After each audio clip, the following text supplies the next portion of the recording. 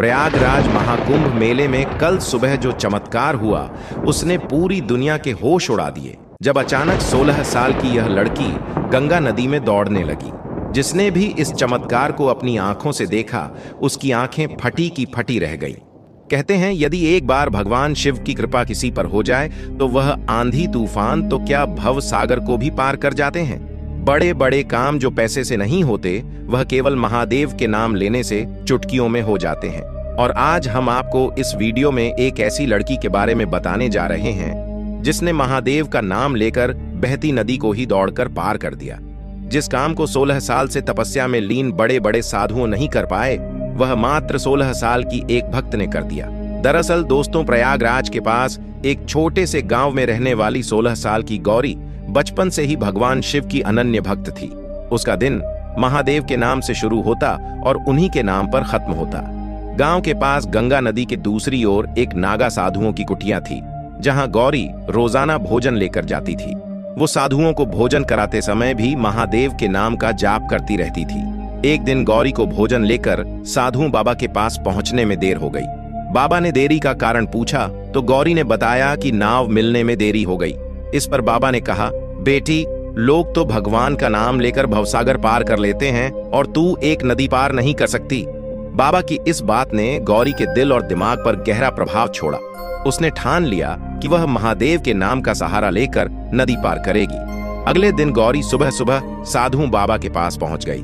बाबा ने आश्चर्य से पूछा, बेटी, आज इतनी जल्दी कैसे आ गई? गौरी ने मुस्कुराते हुए जवाब दिया, बाबा, आपने ही तो कहा था कि भगवान का नाम भवसागर पार करवा सकता है। मैंने महादेव का नाम लिया और गंगा नदी बिना नाव के पार कर ली। साधुओं बाबा को गौरी की बात पर यकीन नहीं हुआ। वे प्रमाण लेने के लिए उसे नदी किनारे ले गए। वहां उन्होंने अपनी आंखों से देखा कि गौरी महादेव का नाम लेते हुए सहजता से गंगा नदी पर चल रही थी। यह दृश्य देखकर साधुओं बाबा का सिर श्रद्धा से झुक गया। उन्होंने गौरी को प्रणाम करते हुए कहा, देवी, आज से तू मेरी गुरु है। मैंने जीवन भर भगवान का नाम लेने का उपदेश दिया, पर तूने भगवान को अपनाकर उनकी शक्ति को साकार कर दिखाया। इस घटना ने यह साबित कर दिया कि सच्ची भक्ति से हर असंभव काम संभव हो सकता है। महादेव का नाम केवल बोलने के लिए नहीं है, बल्कि उसमें अटूट विश्वास रखने और उसे जीवन में अपनाने की शक्ति होती है। महाकुंभ के इस चमत्कार ने सभी श्रद्धालुओं को अचंभित कर दिया। जिसने भी यह दृश्य देखा उसकी आंखें आश्चर्य से फटी रह गईं। ये घटना महादेव की असीम कृपा और भक्ति के अद्भुत प्रभाव का जीवंत उदाहरण है। यह कहानी हमें सिखाती है कि भगवान पर अटूट विश्वास और समर्पण से हर मुश्किल राह आसान हो जाती है। क्या हुआ जब महाकुंभ में स्नान करते समय अचानक नागा साधु हवा में उड़ने लगा और फिर जो हुआ उसे देख लोगों की आंखें फटी की फटी रह गईं। आपने महाकुंभ में कई ऐसे साधु देखे होंगे जो अपने चमत्कारों से लोगों को हैरान कर देते हैं। कोई साधु कांटों पर लेटा हुआ है तो कोई साधु घंटों तक बीच नदी में बैठकर तपस्या करता हुआ दिखाई दे रहा है। लेकिन आज हम आपको एक ऐसे दिव्य साधु के बारे में बताने जा रहे हैं जिसने अपनी शक्ति से नासा के वैज्ञानिकों के भी होश उड़ा दिए। जिस काम को वैज्ञानिक 100 साल में पूरा नहीं कर पाए वो काम एक साधु ने मात्र 30 सेकंड में कर दिया। इस घटना ने सभी को आश्चर्यचकित कर दिया और यह सवाल खड़ा कर दिया कि यह भगवान का चमत्कार था या किसी सिद्ध योगी की अलौकिक शक्ति। दोस्तों, महाकुंभ भारत का सबसे बड़ा धार्मिक और आध्यात्मिक आयोजन है। हर 12 साल में होने वाले इस महोत्सव में लाखों श्रद्धालु गंगा, यमुना और सरस्वती के संगम में डुबकी लगाने के लिए आते हैं। यह पर्व केवल स्नान का नहीं बल्कि आत्मा की शुद्धि और ईश्वर के साथ जुड़ने का अवसर भी है। महाकुंभ का माहौल हमेशा से अद्भुत होता है। यहाँ साधु संतों की भीड़, आध्यात्मिक चर्चाएं और धार्मिक अनुष्ठानों की गूंज पूरे वातावरण को पवित्र बना देती है। लेकिन इस बार महाकुंभ में जो हुआ उसने हर किसी को हैरान कर दिया। दरअसल यह घटना महाकुंभ के तीसरे दिन की है। सूरज की किरणें संगम के पवित्र जल पर चमक रही थीं। हजारों श्रद्धालु गंगा स्नान के लिए इकट्ठा हुए थे। तभी एक साधु अचानक मुख्य घाट की ओर आते हुए दिखाई दिए। उनकी वेशभूषा साधारण थी, भगवा वस्त्र, जटाई और माथे पर भस्म का तिलक था, लेकिन उनकी आंखों में कुछ अलग ही तेज था। लोगों ने सोचा कि यह कोई और साधु होगा जो अपने तप और योग के प्रदर्शन के लिए आया है। लेकिन किसी को यह नहीं पता था कि कुछ ही क्षणों में वह साधु ऐसा कुछ करेंगे जो सबकी कल्पना से परे था। जैसे ही साधु संगम के पास पहुंचे, उन्होंने ध्यान मुद्रा में बैठकर कुछ मंत्रों का उच्चारण किया। चारों ओर एक अजीब सी शांति छा गई। ऐसा लगा जैसे पूरा वातावरण उनकी ऊर्जा से भर गया हो। कुछ मिनटों के बाद साधु ने अपनी आंखें खोलीं और अपने दोनों हाथ ऊपर उठाए और फिर कुछ ऐसा हुआ जिसे देखकर हर कोई हैरान रह गया। साधु धीरे धीरे हवा में उठने लगा। वह साधु जमीन से करीब 10 से 15 फीट ऊपर उठ गए। चारों ओर भीड़ में हलचल मच गई। लोग अपनी आंखों पर विश्वास नहीं कर पा रहे थे। किसी ने इसे चमत्कार कहा तो किसी ने इसे योग की सिद्धि। इस घटना को देखकर हर कोई हैरान था। किसी ने अपने फोन से वीडियो बनाना शुरू कर दिया तो कुछ लोग साधु को नमन करने लगे। एक श्रद्धालु जो उत्तराखंड से आए थे, उन्होंने कहा, यह मेरे जीवन का सबसे अद्भुत अनुभव था। मैंने कभी नहीं सोचा था कि मैं अपनी आंखों से ऐसा कुछ देखूंगा। यह भगवान शिव का आशीर्वाद है। हिंदू धर्म में योग और ध्यान को एक शक्तिशाली साधन माना जाता है। प्राचीन ग्रंथों में कहा गया है कि जो साधु अपनी साधना में पूर्णता प्राप्त करते हैं वे अलौकिक शक्तियों के धनी हो जाते हैं। इसे अष्ट सिद्धि और नवनिधि कहा जाता है। कुछ विद्वानों ने इस घटना को भगवान शिव के आशीर्वाद से जोड़ा। शिव, जिन्हें योग के देवता माना जाता है, हमेशा अपने भक्तों की साधना को मान्यता देते हैं। यह घटना इस बात का प्रमाण है कि वह साधु अपनी साधना में कितने सिद्ध थे। इस घटना को लेकर वैज्ञानिकों और तर्कवादियों ने भी अपनी राय दी। कुछ लोगों का कहना है कि यह गुरुत्वाकर्षण का उल्लंघन कैसे हो सकता है। क्या यह कोई विशेष तकनीक थी या फिर इसका कारण केवल लोगों की आंखों का भ्रम था? लेकिन यहाँ सवाल यह उठता है कि अगर यह भ्रम था तो हजारों लोग एक ही समय पर इसे कैसे देख सकते थे? और अगर यह कोई तकनीक थी तो वह क्या हो सकती है जो साधु को हवा में उठा सके? हालांकि साधु ने इस बारे में कोई बयान नहीं दिया। उन्होंने बस अपने ध्यान और मंत्रों का पालन किया और कुछ समय बाद वापस जमीन पर आ गए। जैसे ही यह घटना घटी, इसका वीडियो सोशल मीडिया पर वायरल हो गया। यूट्यूब, फेसबुक और इंस्टाग्राम पर इस घटना के लाखों व्यूज और शेयर हुए। लोग इस पर अपने अपने विचार दे रहे थे। कुछ ने इसे भगवान का चमत्कार कहा तो कुछ ने इसे मानव की अद्भुत क्षमता का उदाहरण। इस घटना ने महाकुंभ को और भी खास बना दिया। इस घटना ने हमें यह सिखाया कि हमारी दुनिया केवल तर्क और विज्ञान तक सीमित नहीं है। कुछ चीजें ऐसी होती हैं जो हमारी समझ से परे होती हैं। यह घटना एक उदाहरण है कि साधना और तपस्या से इंसान वह हासिल कर सकता है जो असंभव लगता है। क्या हुआ जब प्रयागराज महाकुंभ की यात्रा के दौरान एक साधु को ट्रेन से नीचे उतारा गया। साधु के इस अपमान की वजह से उस जगह पर जो चमत्कार हुआ उसे देखकर आपके भी पैरों तले जमीन खिसक जाएगी। महाकुंभ की तैयारी जोरों शोरों पर है। नए साल के शुरुआती महीने में ही प्रयागराज में जो महाकुंभ लगने वाला है, चारों ओर उसकी चर्चा है। सभी साधु संत बेसब्री से उसका इंतजार कर रहे हैं, क्योंकि ऐसा महाकुंभ 12 साल में एक बार आता है और इस बार जो संयोग बन रहा है वो 144 साल बाद बन रहा है। हिंदू धर्म में महाकुंभ का विशेष महत्व है। साल 2025 में प्रयागराज में अब महाकुंभ लगने वाला है और जो पूरे 12 सालों के बाद लगने वाला है। ऐसे में देश के कोने कोने से साधु संतों के साथ साथ श्रद्धालु पहुंच रहे हैं।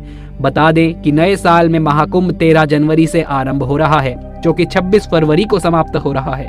पूरे 45 दिनों तक चलने वाले इस महाकुंभ में ग्रह और नक्षत्रों की स्थिति में काफी बदलाव देखने को मिलने वाले हैं, जिससे महाकुंभ में स्नान करने से कई गुना अधिक फलों की प्राप्ति हो सकती है। उज्जैन में रहने वाले रामानंद जी महाराज भी प्रयागराज महाकुंभ में जाने के लिए काफी उत्सुक थे। उन्होंने अपनी जिंदगी में कई कुंभ के मेले देखे थे। केवल 10 वर्ष की उम्र में ही उन्होंने अपना घर छोड़ दिया था और भगवान की भक्ति को ही अपना सब कुछ मानकर भिक्षा पाकर अपना जीवन जीते आए हैं। कई लोगों ने उनके चमत्कारों को महसूस भी किया है।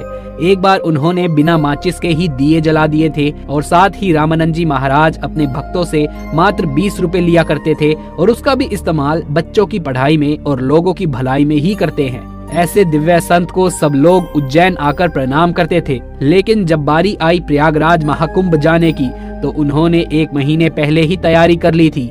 वो पैदल यात्रा करना चाहते थे, लेकिन उम्र दराज होने के कारण उनसे इतना चल पाना संभव न हो सका, जिस वजह से उन्होंने ट्रेन के माध्यम से प्रयागराज जाने की योजना बनाई। उज्जैन से सीधा प्रयागराज तक शिप्रा एक्सप्रेस रात 8 बजे चलती है, जिसमें वो टिकट लिए बिना ही चढ़ गए और ट्रेन रवाना हो गई। लेकिन उन्हें इस बात का अंदाजा नहीं था कि टिकट ना लेने की वजह से उनका बहुत बड़ा अपमान होने वाला है।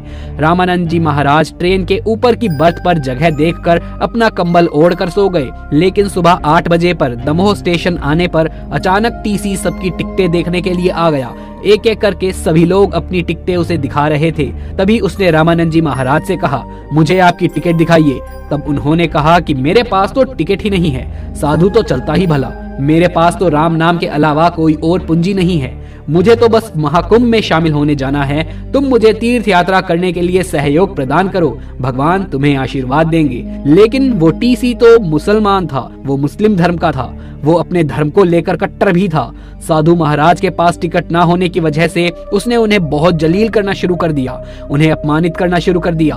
उसका कहना था कि चले आते हैं फ्री में ट्रेन की यात्रा करने, अगर टिकट के पैसे नहीं हैं तो पैदल प्रयागराज जाओ। उन्होंने साधु महाराज का हाथ पकड़कर ऊपर की बर्थ से उन्हें नीचे उतार दिया। तुरंत ट्रेन को रोका गया और दमोह स्टेशन पर ही साधु महाराज का अपमान करके उन्हें ट्रेन से नीचे उतार दिया गया। उस समय ट्रेन का स्टॉप बना हुआ था, ट्रेन 15 मिनट वहां पर रुकने वाली थी। लेकिन उस मुस्लिम टीसी को इस बात का अंदाजा नहीं था कि रामानंद जी महाराज काफी ज्यादा चमत्कारिक साधु संत हैं और अब जो होने वाला था उस घटना से तो पूरा दमोह शहर ही कांप गया। क्योंकि 15 मिनट के स्टॉप के बाद में पुनः जब ट्रेन को शुरू करना चाहा तो ट्रेन आगे बढ़ने को तैयार ही नहीं हुई। मानो ऐसा लग रहा था ट्रेन के एक ही जगह पर जैसे पहिए जम से गए हों। वो साधु महाराज सामने के प्लेटफॉर्म पर ध्यान अवस्था में बैठ गए। ऐसा लग रहा था मानो ट्रेन का इंजन खराब हो गया हो। आधे से 1 घंटा हो चुका था लेकिन ट्रेन आगे बढ़ नहीं पा रही थी। ट्रेन के पहिए आगे बढ़ने का नाम ही नहीं ले रहे थे। कुछ मैकेनिकल इंजीनियर्स को भी बुलाया गया और ट्रेन के इंजन को चेक कराया गया। लेकिन इसी बीच में खतरा बढ़ता जा रहा था क्योंकि आगे पीछे से ट्रेन आने की संभावनाएं थी। लेकिन किसी तरीके से व्यवस्था संभाली गई और ट्रेन के इंजन को सही करने का प्रयास किया गया। लेकिन जब इंजीनियरों ने ट्रेन को चेक किया तो पाया कि ट्रेन तो एकदम सही है, लेकिन सवाल ये उठ रहा था कि आखिर फिर वो आगे क्यों नहीं बढ़ रही थी। सब लोग बेहद परेशान हो चुके थे लेकिन किसी को भी ट्रेन की खराबी का कोई भी कारण समझ नहीं आ रहा था। रेलवे कर्मचारियों को लग रहा था शायद इस इंजन में ही कोई समस्या आ गई है, इसलिए उन्होंने ट्रेन के इंजन को बदलकर दूसरा चालू इंजन लगाना चाहा। लेकिन जैसे ही नया इंजन लगाया गया उस इंजन ने भी काम करना बंद कर दिया, जबकि वो एकदम सही सलामत चलकर यहाँ तक आया था। अब किसी को भी ये समझ नहीं आ रहा था कि ये चमत्कार आखिर हो कैसे रहा है, आखिर ट्रेन आगे क्यों नहीं बढ़ पा रही है। वो मुस्लिम धर्म का टीसी भी बहुत परेशान हो चुका था, उसके भी समझ नहीं आ रहा था आखिर ये सब हो क्या रहा है। तभी उज्जैन में रहने वाले एक शख्स ने उसी टीसी को समझाते हुए कहा कि जिन बाबा को तुमने ट्रेन से नीचे उतारा है वो कोई और नहीं बल्कि चमत्कारी रामानंद जी महाराज जी हैं। उन्होंने बचपन से लेकर आज तक कई चमत्कार दिखाए हैं, तुमने उनका बहुत अपमान किया है, उनको बहुत जलील किया है और धक्के मारकर उन्हें ट्रेन से नीचे उतार दिया। ये बहुत बड़ा पाप है और इसी पाप का सिला तुम्हें इस रूप में मिल रहा है जहां पर हमारी ट्रेन आगे ही नहीं बढ़ पा रही है। तुम ध्यान से देखोगे तो अभी भी वो बाबा सामने ही प्लेटफॉर्म पर तुम्हें दिख जाएंगे। वो ध्यान अवस्था में बैठे हुए हैं क्योंकि वो जानते हैं कि ये ट्रेन उनके बिना आगे नहीं बढ़ पाएगी। वो चाहते तो यहाँ से जा भी सकते थे, लेकिन वो भविष्य जानते हैं, वो काफी चमत्कारिक बाबा हैं। तुम्हें इस तरह से उनका अपमान नहीं करना चाहिए था। जिसके बाद में उस मुस्लिम टीसी को अपनी गलती का एहसास हुआ और उसने सामने बैठे रामानंद जी महाराज के पैरों में गिरकर उनसे माफी मांगी। उसका कहना था कि बाबा मुझे माफ कर दीजिए, मुझसे बहुत बड़ी गलती हुई है। पद और प्रतिष्ठा के अभिमान में इंसानियत को तो मैंने भुला दिया। मुझे समझना चाहिए था कि साधु संतों ने इस दुनिया को बहुत कुछ दिया है। आज जब हमसे वो कुछ मांग रहे हैं तो हमारी ये जिम्मेदारी बनती है कि हम उन्हें तीर्थ यात्रा के लिए सपोर्ट करें।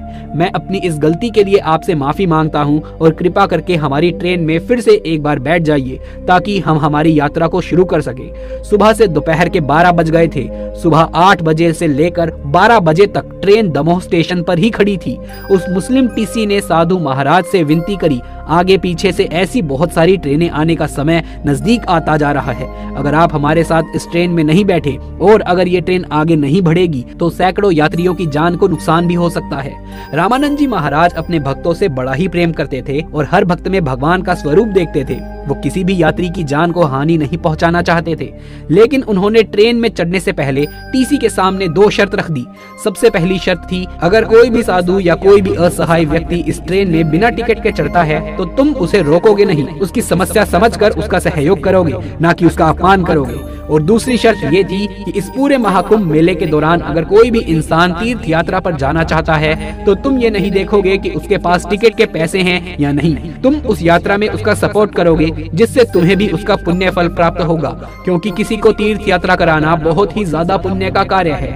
टीसी ने उन रामानंद जी महाराज की दोनों शर्तों को स्वीकार कर लिया और उन्हें सम्मान पूर्वक उसी सीट पर बैठाया जहां पर वो पहले बैठे हुए थे। और चमत्कार कुछ ऐसा हुआ कि जो इंजन पिछले 5 घंटों से बंद पड़ा हुआ था, अब एक तेज आवाज निकली और वही इंजन आगे बढ़ने को तैयार हो चुका था।